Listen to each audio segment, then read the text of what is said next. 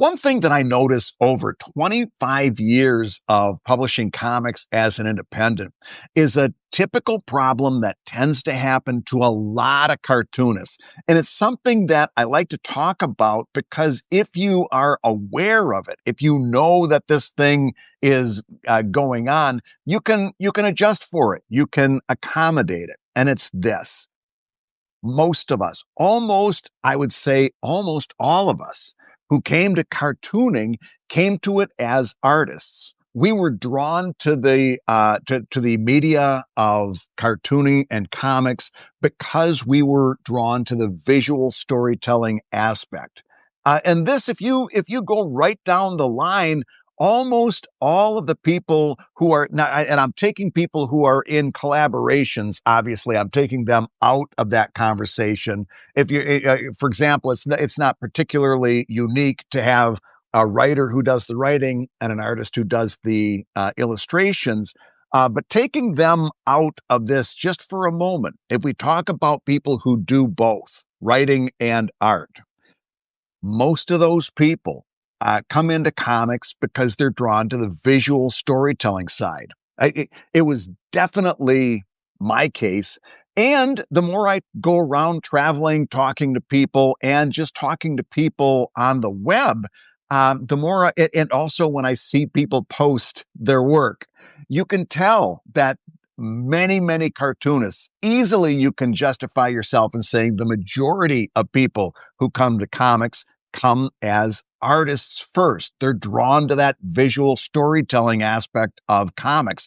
There's a problem with that, though, because the people who are consuming our comics, we call them comics readers, not comics lookers. They are there for the reading experience. They're there for the story. Okay.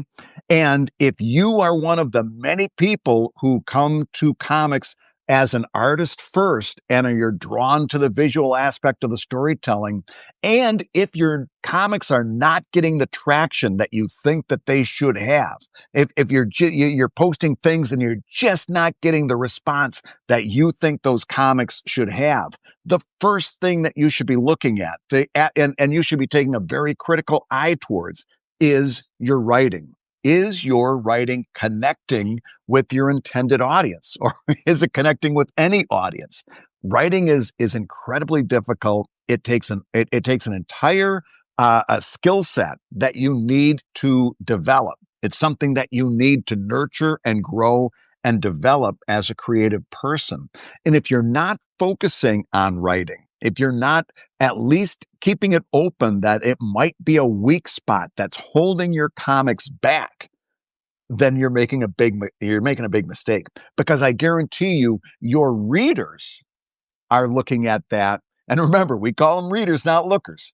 Your readers are reading that comic, and although it might be very, very well drawn, if the content isn't there in terms of the writing, if that writing isn't compelling in some way, they're just going to move on. There's no reason to stick with you. And that's true. That's been a truism in comics across the board. If you're working in humor comics, it is 10 times as intense as what I just said. In fact, all you've got to do is look at the New Yorker magazine, and you see really, really well done comics there. Many, if not most, I won't say most, but very many of them, the art is almost secondary. In fact, sometimes I almost wonder, and believe me, I'm not in the league where I can submit a cartoon to the New Yorker, but I almost wonder if they're not like scaling back a little bit in their art, if they're not trying to make it a little bit look as if they don't care about the image, because the writing is so much more important than that. And you can see this across the board in comics. Good writing saves bad art. It rarely, if ever, works in reverse. You just don't see that happening that often, where it's a very well drawn comic, but there's not a whole lot going on there. There's not a whole lot in the story that's captivating. And again, if you're working in humor comics, this is 10 times more intense than it is for anybody else, because the humor comics are all about that punchline. If you cannot set up, build tension, and deliver a good punchline, you're not going to make it in humor comics. And there's a whole bunch of people, and you can see them every day posting on social media, where you can tell they came to this craft as artists first, and they're not as good at the writing part, and that's okay. Listen, I've said this many, many times. My early archive is out there, easily found on the web. Greystone Inn, I did for 4.5 years as a daily comic strip. That was 4.5 years of 6 days a week with no breaks. And that's kind of what I needed during that time. There's a reason we don't publish that way anymore, and that's because we're in a completely different publishing landscape. And I would not suggest that for somebody starting out, because, again, we did that because we were an ad-driven system in the early 2000s on the web. There's really no reason for a young cartoonist to do that, to beat themselves up over that.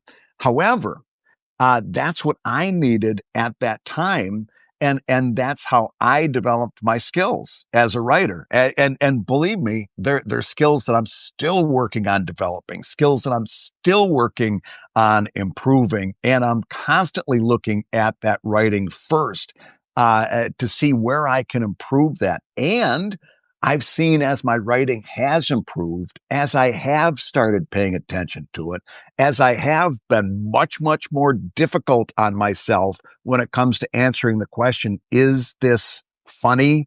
Is this story captivating? Did that punchline land? All of those questions, whether I'm writing humor or not, all those questions apply. Is this captivating for my audience? Once I started getting a lot harder on myself and I stopped letting things slide, I saw a very pronounced difference in the traction that my comics were getting on the web. I saw a very, very noticeable improvement. As my writing improved, my audience improved. As I was able to connect better with them, as I was continuing to concentrate on that, my audience responded. And I was able to I was able to retain a much healthier amount of people who discovered me along the way, right? And I was able to capture them maybe on page 12 of a 30-page comic and get them interested enough so that they would go back to page 1 and read from the beginning. That wasn't necessarily the art. That was the writing. That's all writing. I cannot encourage you strongly enough. If you, like me, if you, like a lot of people, easily I can say the majority of people who came to comics, if you are one of those people that came because you were an artist first and you were drawn to that visual storytelling part of comics, you've got to consider improving your writing, especially if you're just not getting the traction that you think you're getting. That's something that I'm doing in my comics consultations that you can see over on my Substack page. One thing that I've been doing with a couple people is we've got a standing date, either once every couple of weeks or once a month, and they write a whole bunch of stuff, and we just go down. They book one of those half-hour sessions where I'm not necessarily preparing anything. We're just sitting down, and they bring up their writing on the screen, and I read it in real time. And we start talking about, is this working? Is this not working? If it's not working, then we talk about how to make it work. In other words, I expect you to put yourself on the hook. And when I'm doing a consultation, I put myself on the hook. It's not fair to say, well, this doesn't work. You've got to be able to follow that up with, and here's how we're going to make it work. Here are some ideas. I can't give you the punchline, right? Because that is your job. But my job as an editor, my job as a comics coach, is to give you the tools that you can use to then improve that. But it is absolutely no good for me to just say, well, this isn't working, and then brush you off. It's not what we do. We talk about why it isn't working, so that you can identify those mistakes as you're making them in the next writing session, or more accurately, you're realizing them in the next editing session after you've done your writing. Okay. Because there are some very common mistakes that happen, especially again in writing humor.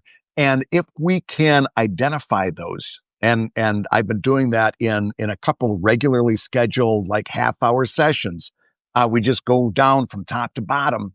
If we can identify those things, then you are going to become a much stronger writer as you go down the line, because you're just going to have the tools to make that happen.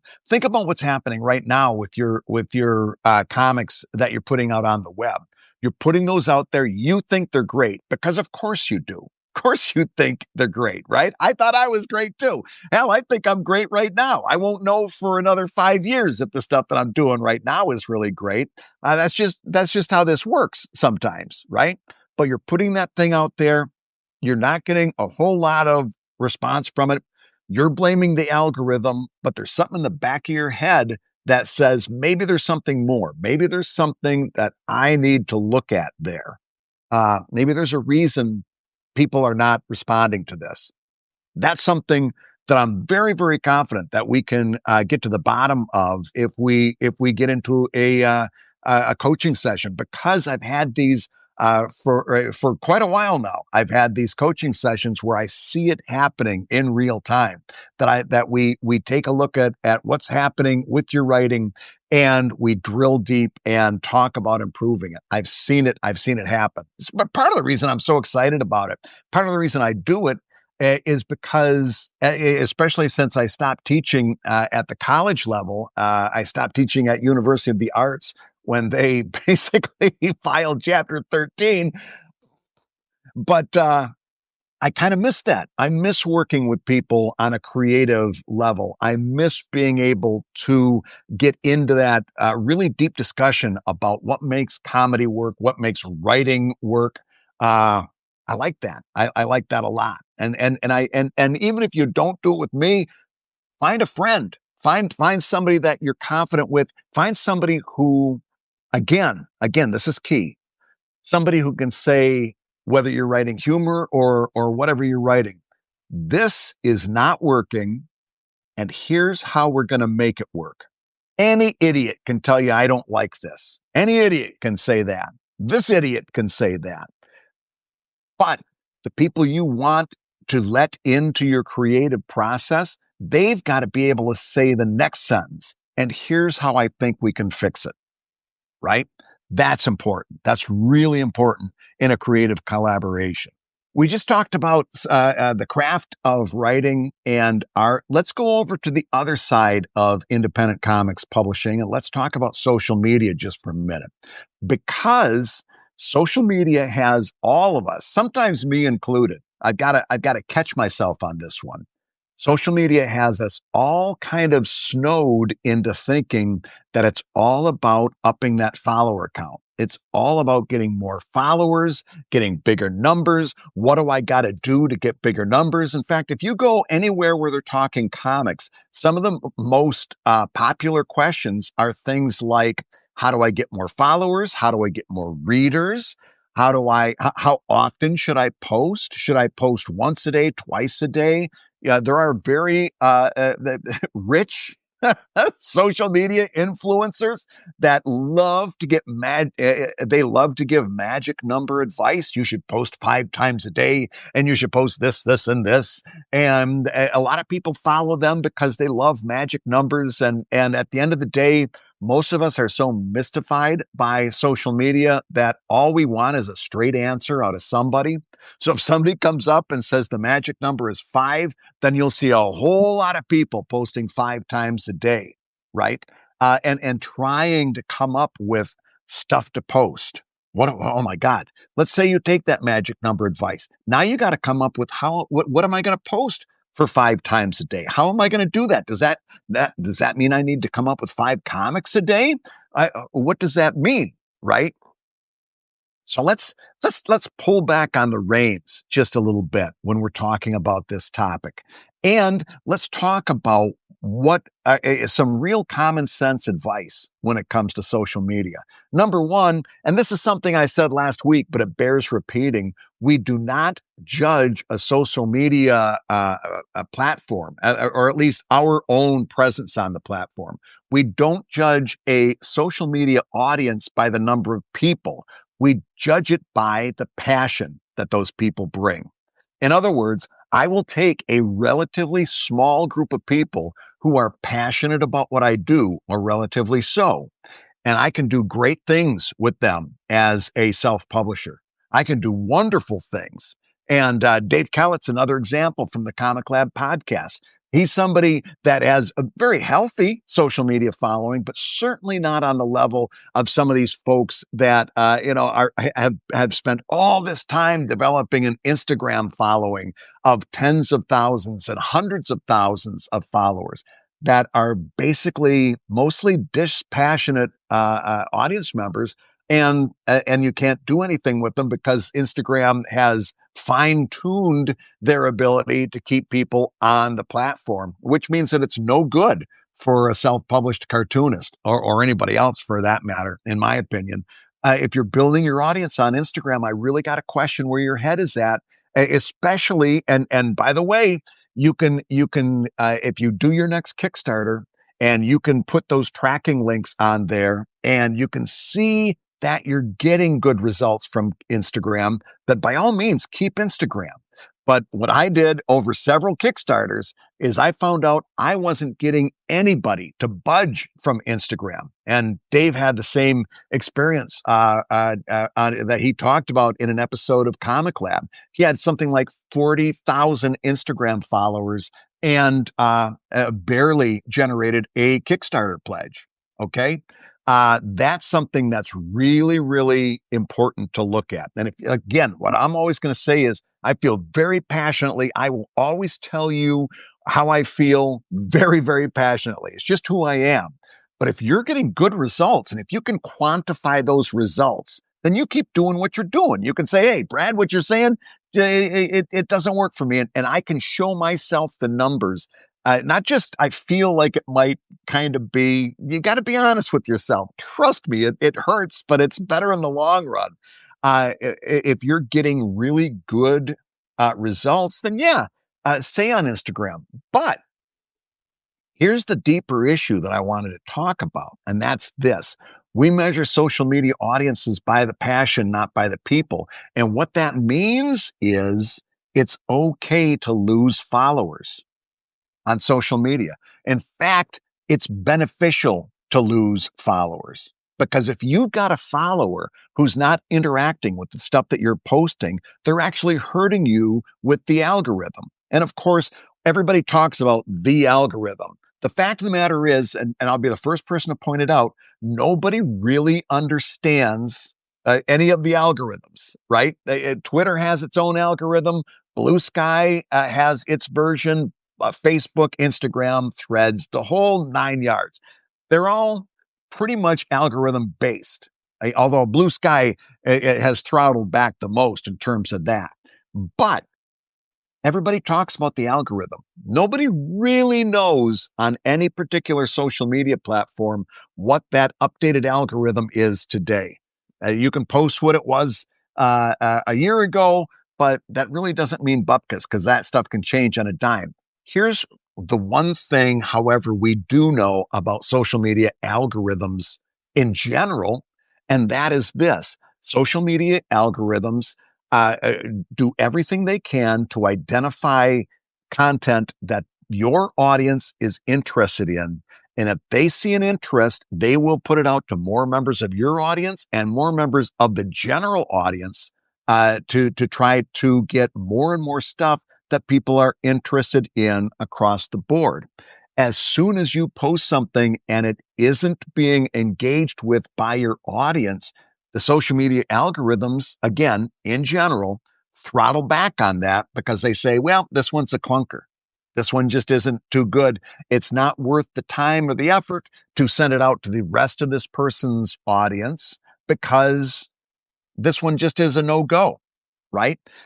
Every member of your current social media followers that are not engaging with what you're posting, if they're not passionate, they're actually holding you back.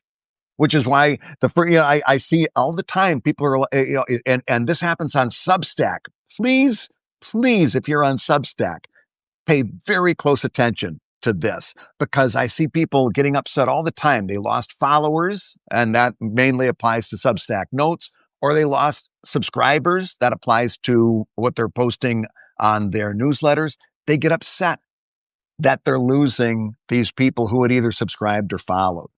And I'm telling you, it's just the opposite. What they're doing, in a colloquial way of looking at it, is they are making room for the next group of passionate followers that is just around the corner, that you've got to build person by person by person. Okay. But they're making room. I look at it very much like that.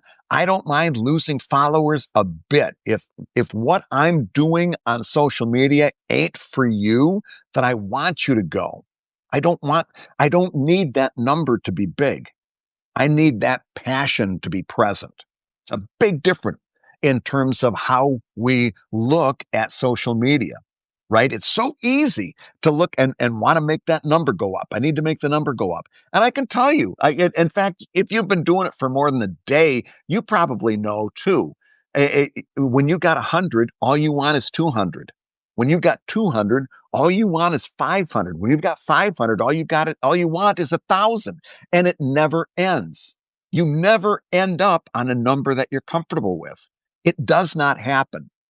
You talk to anybody that's got 100,000 followers on any given social media platform, they want 200,000. I guarantee it.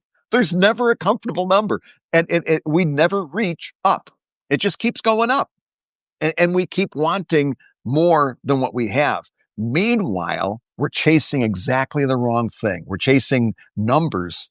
And time after time, we find out that small and passionate beats large and impassionate every time, especially for the thing that you and I do. Okay. That's really, really important to understand. We don't measure social media by people. We measure by passion. When do you know it's time to reboot a comic? Okay. And I'm going to give you some real straight talk on that, because it's like this.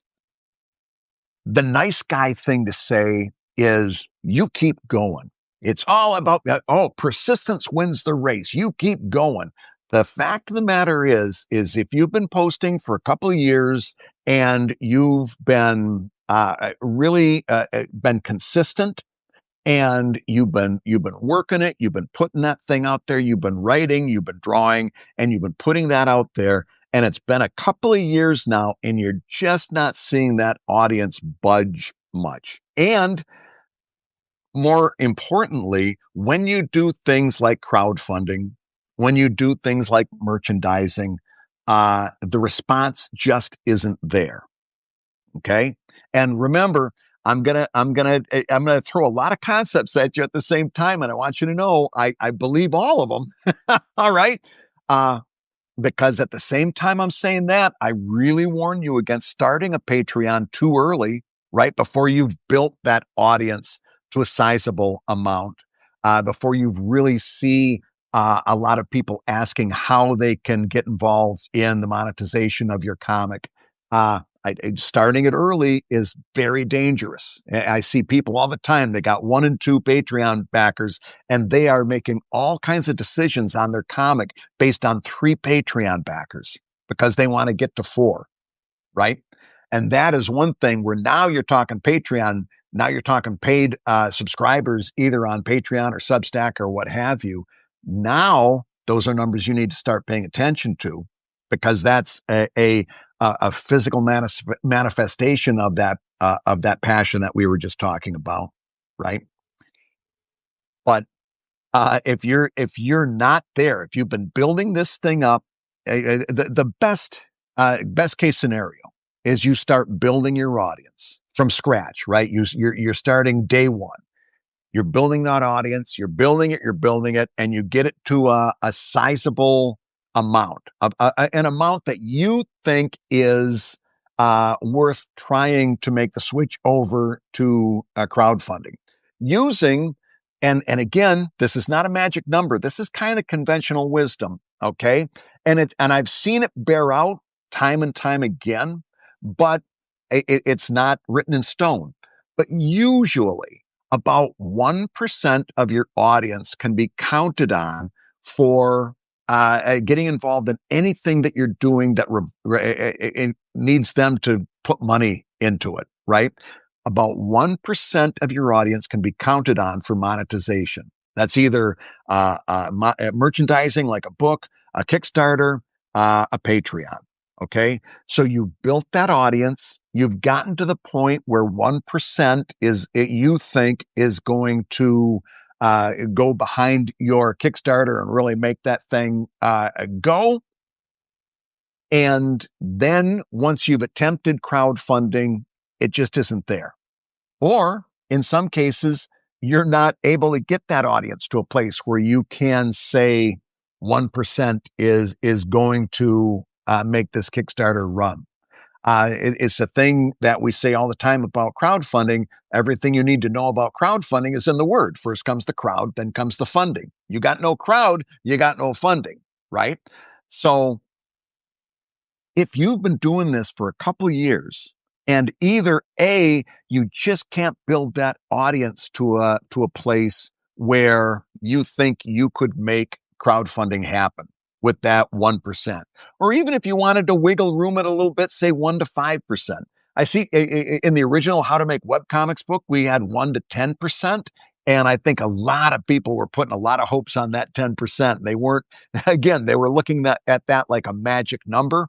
And it's just not a magic number. It's conventional wisdom, which is completely different. It's guesstimation. Okay. If you've been doing this for a couple of years and you've been putting out regular content, and either you can't build that audience or you've tried crowdfunding and it just isn't happening, you are now officially at a crossroads, in my opinion. Okay. Now you're at a crossroads and you've got to decide. Am I going to keep doing this, or am I going to do something else? And do something else is 3 or 4 options. Okay. All of which are valid. Okay. If you're going to keep doing that, if you decide to take a left at the fork in the road and you're going to say, well, I'm going to keep going. First thing that you need to look at, and I can just tell you this from general, having watched comics happen for 25 years, first thing you got to look at is your writing. Like we talked about at the top of the show. If it's not happening for you, it's probably the writing. And you've got to address that problem. If you're going to keep going, you take a left at the fork in the road and you got to look at your writing. And by the way, if you're trying to do humor, that's 100%. Because if that audience isn't there for humor, it's because your punchlines are not landing. There's no ifs, ands, or buts. There's no other option there. That's one of the few times I can say something with like 99.5% certainty, is that if you're not building an audience and you're doing humor, then your jokes aren't landing. Okay. So let's say you decide to take a right-hand turn at the fork in the road. And it's a very strange looking fork because there's actually like 3 tines that come out of the right-hand fork. Okay. You're at a crossroads. You say, well, I'm going to stop doing this and do something else. What is that something else? Well, you've got a number of choices. Number 1, you could do a new comic, a different comic. You can completely just put everything that you've done on hold and try to do something new, taking what you learned from that old project and applying it to the new project. And boy, oh boy, have I ever done that. I've done that 2 times really significantly in my career. When I stopped Greystone Inn and started Evil Inc., I took all the mistakes that I made in Greystone Inn and I tried to make better decisions in Evil Inc. And then I actually ended up rebooting Evil Inc. Part of that was because the format changed. The way of publishing on the internet in general had changed. In other words, we went from an ad system to a crowdfunding system. Ads were not delivering the revenue anymore. We all had to find a different way of monetizing our ongoing work. And that ended up being crowdfunding. Specifically, it ended up being Patreon. Okay. So when I rebooted that time, it was mainly a format change, but you better believe I was taking all of those mistakes that I was paying attention to in the first version of Evil Inc., and I was fixing them when I rebooted it.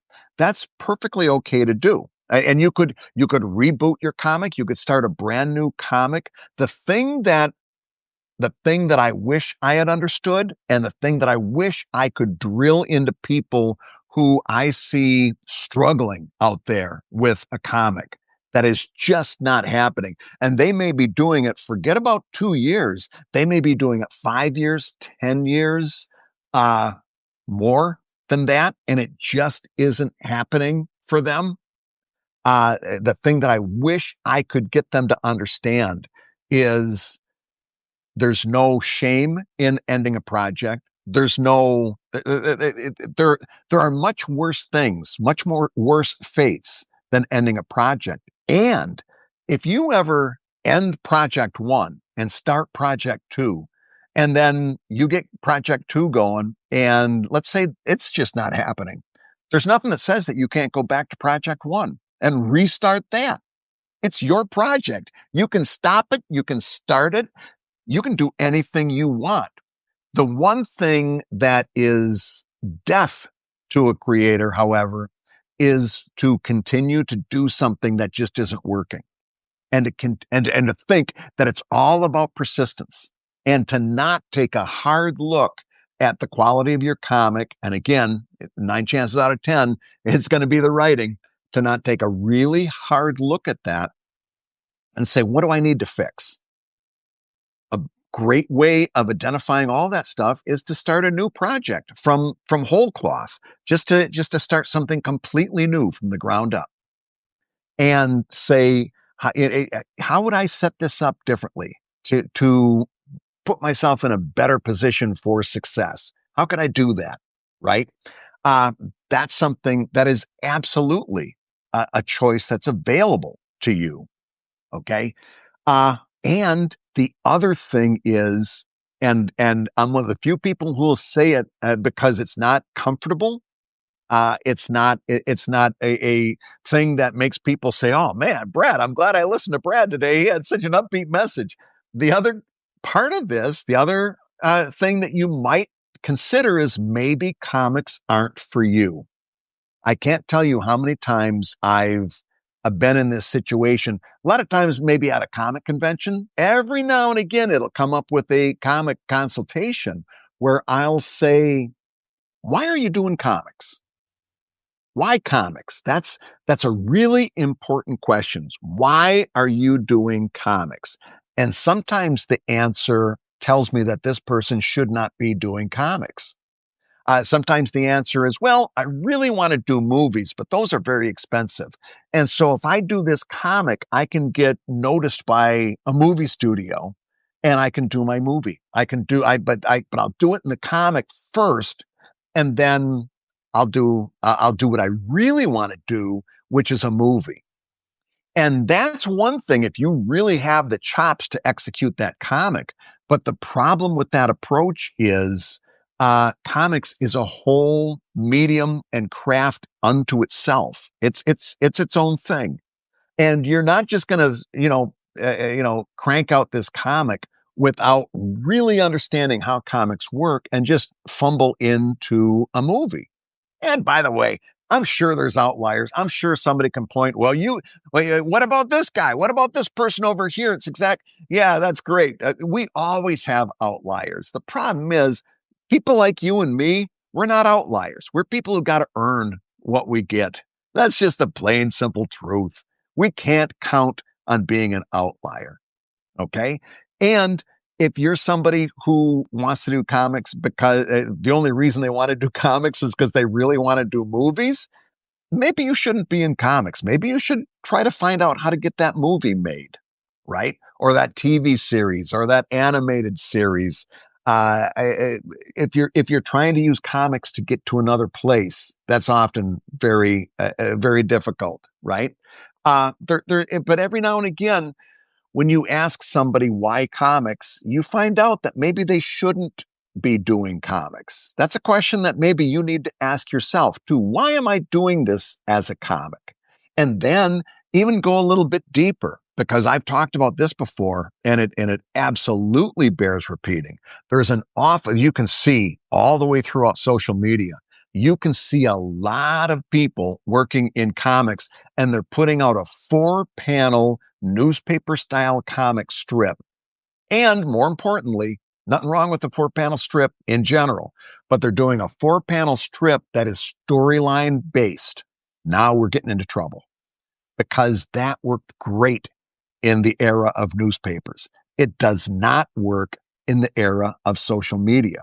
And when you ask those people, and this has come up in a consultation, and actually, it sounds like this was like a horrible discussion. Actually, in both cases that I'm talking about here, it actually turned into a really positive conversation, because once we kind of took the handcuffs off, we saw that in each one of these cases, the person actually had options that they were very excited about. Okay. So it sounds like, I just came over and rained on the parade. Each one of these conversations was actually very optimistic and upbeat. But going back to the 4-panel newspaper comic strip, a 4-panel comic strip is not a great purveyor of story. Yeah, JC is a great example. If you look at JC's work, JC had been doing a 4-panel comic, and I don't know whether it was a Saturday or a Sunday morning. It's usually probably during the summer. I was out on the porch having coffee, and I was looking at JC, and I knew JC from way back. And I slid into JC's DMs. Boy, that's hard to say. I slid into JC's DMs. And I said, "Hey, could I talk to you a little bit about what you're doing?" We had a conversation about it was a Saturday morning. And we had a conversation about, is this 4-panel comic the best way to tell your story? Or could you do better if you gave yourself more panels, right? Instead of just pretending like you're going to be in a newspaper, which none of us are. Newspapers are pretty much dead. What are you doing here, right? You could give yourself I call it a story swing. You get a chance to more panels, like even if you go up from 4 to like 6 or 7, that's enough. Or even if you make those panels bigger, and they're 5 panels, but they're bigger panels, you know what I mean? So that it would fit more on a digest style book, like one of these I've got back up there, right? You can do so much more with that. You can do so much more storytelling, and you're not trying to get to again, this is a humor thing, or a lot of us are trying to kind of do a humorous aspect. You're not trying to hit that punchline in 4 beats, which is really hard to do that and tell a story and build audience on social media. Again, that 4-panel strip, that worked great in newspapers, but those days are officially gone, and they're not coming back. Our format is not, and by the way, you see somebody posting a long horizontal strip on the web, you know that they are really not paying attention to anything, because that's impossible to read on a social media platform. I've got to click on it, then I've got to pinch, and I got to zoom, and I got to scroll, and nobody's going to do any of that. They've got too much content waiting for them just around the bend, just a little scroll away. So if you see somebody posting a long horizontal comic strip, you know that person's really not paying attention to the world around them, right? But the whole idea of a 4-panel newspaper comic strip was a function of the newspaper page. The reason that worked well in newspapers is because it was an easy way to get maybe 2 columns of newspaper strips on that page. Boop, boop, boop. We all know what the funny pages look like. We've probably seen them in a history book at this point. Maybe in real life, who knows? But that whole idea of a horizontal strip was a function of a newspaper page. Now you take the newspaper out. Your new reading format is this thing that you're probably watching me on right now, your smartphone. That's not horizontal, it's vertical. That's why we've got to be presenting ourselves in a panel by panel scroll. Even like I realize Instagram, it's a horizontal scroll. People always try to trip me up all the time. That's a horizontal. I don't care. I don't care. It's a scroll. Okay. It's a panel by panel scroll. That's really what's going on here. And you've got to be presenting yourself in that format. Okay.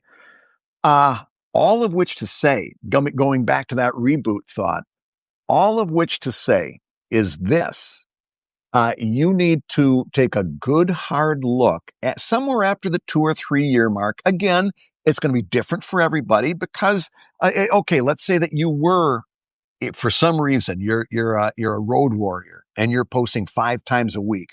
Again, I really don't want to see you doing that when you're starting out, but okay, let's say that you're doing that. 2 or 3 years in should be enough to show you whether this thing is getting traction or not. Okay. If you're just doing it once a week or twice a week, maybe it's going to take you a little longer. And that's okay too, right? It might take you a little longer, maybe 3 or 4 or 5 years. Anybody that's doing this for, I'm going to put it in the 10-year range. At 10 years, you should know that you have the ability to build a strong audience at that point. In other words, at 10 years, you shouldn't be waiting for it to happen anymore. At 10 years, I kind of feel in most cases, and again, this is not magic number thinking, but at that point, I'd be very surprised if you don't really know whether that audience is there for you or not. And if it's not, I'm telling you, there are worse things there are much worse things that have happened to a person.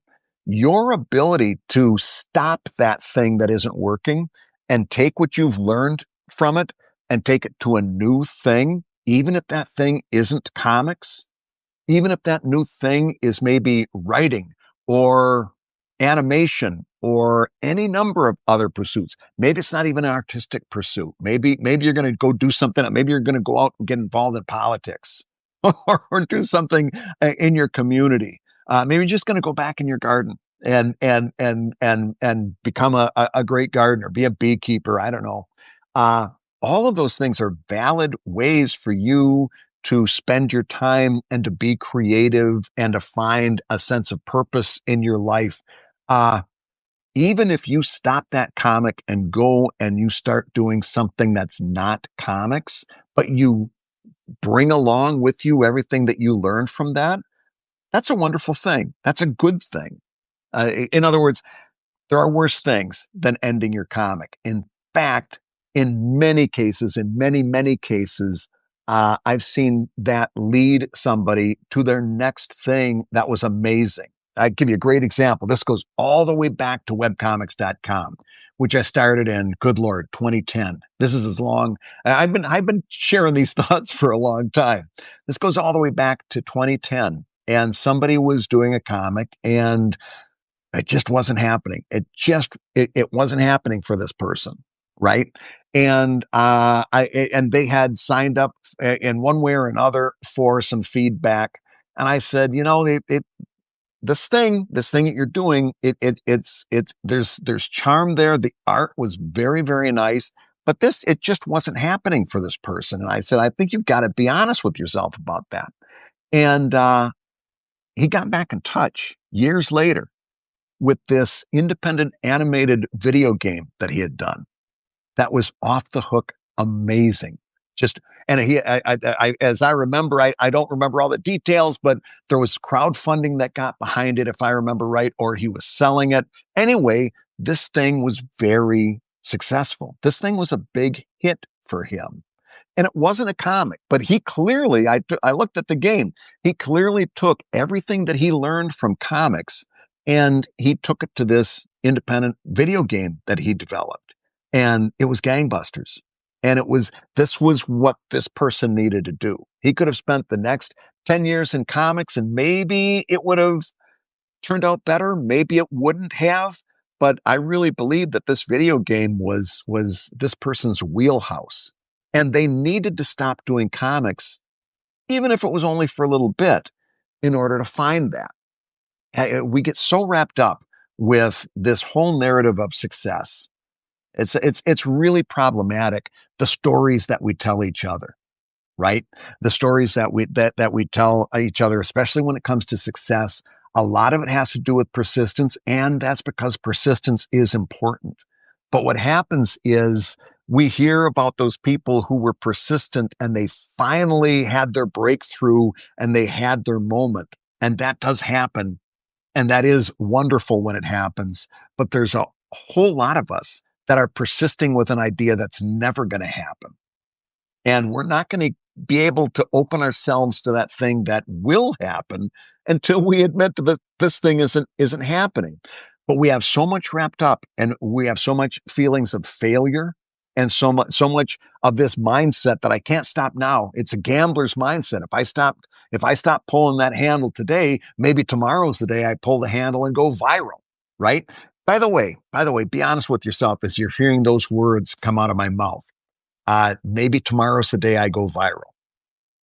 Be honest with yourself. If you thought that way, is that something that when you publish, you think to yourself, maybe tomorrow I go viral, right? I can tell you, as somebody who's gone viral once or twice, it hasn't happened often, but every now and again, I've pulled that lever, and the coins just come flowing out of the social media platform that I'm on. It's happened twice in 25 years of daily publishing. So first of all, let's put it into perspective, but let's get to the important thing. Each time I went viral, do you want to know what happened the next day? And by the way, this is true of almost everybody that I've spoken to. In fact, I can't think of anybody that's different. So I'll just put the boilerplate. Everybody I've talked to says the same thing, because I can't think of anyone who breaks this mold. And I say, and I talk to them after they have their viral moment, and I say, what happened the next day? And it's always the same thing. Nothing. Nothing happened. Happened to me a couple different times on a couple of different social media platforms. And I'm like, oh my, I went to bed giggling. Oh my gosh, I can't wait to see my follower count. Need to make that number go up. Young Brad Guigar needed to make that number go up. He learned his lesson the hard way, like he had to learn everything else. But I couldn't wait to wake up the next morning and see all those new followers I got from going viral. And I see that I'd picked up 3 out of 1 million views, out of any number. And seriously, there was one that was like 1 million views or something. 3 followers. And they probably, by the way, left me within a couple of days because they're like, I want to see this guy's comics. I just wanted to see that one thing he did that was popular. Nothing. Going viral means nothing. This thing that you think is going to deliver you from the plateau that you're on. I don't think I've ever talked to anybody that has ever said, oh yeah, I went viral, and then the next day I was paying my mortgage in comics.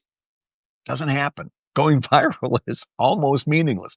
This thing that we're all trying to do. You know what makes the difference from people? Showing up, putting out consistent output. Remember, social media doesn't always reward creativity, but it does always reward consistency, right? Showing up, putting out consistent output, taking a really cold, hard look at what you're doing, and being open to saying, this needs to be improved. This needs to be fixed. This isn't working. I got to figure out what to do to make it work, right?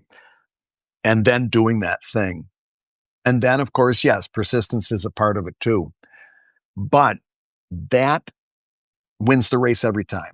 Nobody likes to talk about it because it's not glitzy, it's not glamorous, it's not exciting. We'd much rather talk about that viral moment. We'd much rather continue these stories of the guy that drives up in the limousine and rolls down the window and takes a cigar out of his mouth and says, hey kid, I like your moxie. I'm going to make you a star. Problem is, that doesn't happen.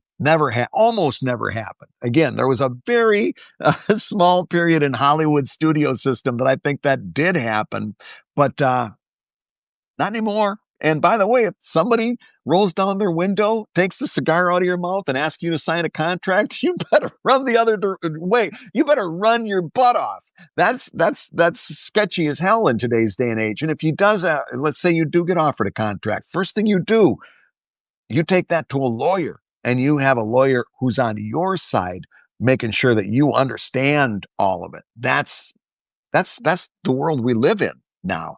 These viral moments, these limousine moments, I'm telling you, most of the time they don't happen. And if they do, you better look at them very, very cautiously. You know what does happen? Slowly, steadily building your audience one day at a time, 1 week at a time, improving your craft. It's the quality of the comic that matters more than anything else. All the stuff people tell you about, post 5 times a day, and even the stuff that we share on the Comic Lab podcast, right? The 4 C's of social media, all this other stuff. It's all there to help people navigate social media and all the other parts of publishing that's so important, crowdfunding and merchandising, all those things that we sometimes have a difficulty grasping. But when we had our 200th show of Comic Lab, we released the 20 Comics Commandments. I don't know if any of you are old school listeners or not. We're coming up on our 400th already, by the way. But when we had our 200th episode of Comic Lab, we put out the 20 Comic Commandments. And the first one was rule number 1, do a good comic. None of these other things matter until you've done rule number 1. The rest of the 19 were meaningless until you do a good comic. And what is a good comic? That's what you've got to figure out for you. It's one thing for me. It's one thing for JC. It's one thing for Marguerite, right? And they've got similarities and they've got differences. That's because my audience is different from Marguerite's audience, which is different from JC's audience, right? Which is different than the next person's audience. You need to figure out what it means for you to do a good comic. That's got to be rule number 1. All the other stuff, all these quick little tips that you can, I can give you. I could sit here I could let this live stream go for another hour and do nothing but talk about Patreon tips. God knows. Oh, I could do that off the top of my head and never run out of stuff to talk about. None of it just matters until you're doing a good comic. And again, that means learning how to write. That means taking a very hard look at what you're doing. Because again, like I said at the very top of the live stream, most of us came to this craft as artists, and most of us need to work on our writing. So your number 1 comics commandment is do a good comic. And that means you need to learn what that means for you. Holy moly. Did we ever, I forget who asked this. David asked this question, about, restarting your comic. Dave, I hope I hope I offered some thoughts there that were useful to you. I will, as always, remind you that I am available for comics consultations, something that, like I said earlier in the show, I'm really passionate about. I really like doing this. For the 60-minute consultation, I will prepare a top-down analysis of everything you're doing, from the comic to social media, merchandising, crowdfunding. If you've got a Kickstarter coming up, I am thrilled to do a Kickstarter pre-flight. Book me for the 60-minute session. I will go through and talk about different ways that we can make that Kickstarter more effective, and build that build my consultation fee into your Kickstarter goal. It'll pay for itself. I guarantee we'll find some ways. There was one person got me for a consultation, and I looked at his stuff and I sent his money back. I said, "You're in good shape. I got nothing to tell you. Do what you're going to do." And I ended up being a backer on his Kickstarter because I liked it so much. In other words, I ended up giving him money instead of taking his money, because He was good. But I've been doing this long enough that I have a really good track record with being able to go through and say, yep, let's fix this, and this, and get you some better results for your Kickstarter. Or you can book me for the 30 minutes, and there's no prep on that. We literally just turn on Zoom. And by the way, camera's optional all the time. I know not everybody's comfortable on a camera, but book me for the 30 minutes and just we do this, but it's just you and me. You ask questions. Maybe you've got something, a number of comics that you've written, short form comics that you've written. We go down and talk about what's working, what's not working, and talk about how to do it better. Sometimes I'll even knock the microphone out of my ears. You don't know what's going to happen. It could be any number of things. It's crazy over here at the Guigar studio. So yeah, if that's something you're interested in, by all means, go over to Substack and check out those consultations. Dave says you did. Thanks for doing. Yeah, thank you, Dave. That was a great topic. Because it's a topic that needs to be talked about honestly. And that's why, I really feel it's important, because you hear all the time people say, keep going, persistence. Sometimes persistence is not your friend. Sometimes you need to take a long, hard look at what you're doing and saying, this doesn't work. And I'm going to figure out something else. I'm at a crossroads, and we talked about that crossroads. And each one of those paths is a valid path. You've got to understand that none of those paths should make you feel like a failure, or make you feel like, you're a loser, or you gave up. All those idioms, all those figures of speech, because all of that stuff that you did up until that moment, you're going to take to the next thing that you do. And that's what's important. Not persistence for the sake of persistence, not persistence for the sake of the person talking to you wanting to sound like the good guy and nothing but rah, cheer. The answer is, sometimes the answer is, this ain't working. You got to do something else. And that's okay. I think we should re-legitimize starting over, rebooting, starting something new. I think we've got to give those things a chance. So many times I see so many people sticking with something that ain't working just because they don't want to feel like a failure. And man, oh man, it's not a good place to be. Not a good place to be. So, my friends, I'll tell you what a good place is to be is the Pennsylvania Convention Center this weekend. If you're in Philadelphia, I'll be at the American Library Association, sitting with the National Cartoonist Society. It's just in from the entrance to Hall D, as in dog. And I'll be there all weekend talking comics. And so if you happen to be out there for that, I'd love to see you. If not, hopefully I'll see you here on the next live stream. And we're getting into summer, so I'm not 100% sure. I'm going to be missing one coming up pretty soon, but I'll be sure to be giving you guys a notice on Substack. Make sure you're following and subscribing on my Substack as well. You'll get all of these notifications, and that way we can get back together on the next Friday that comes up. Thank you so much.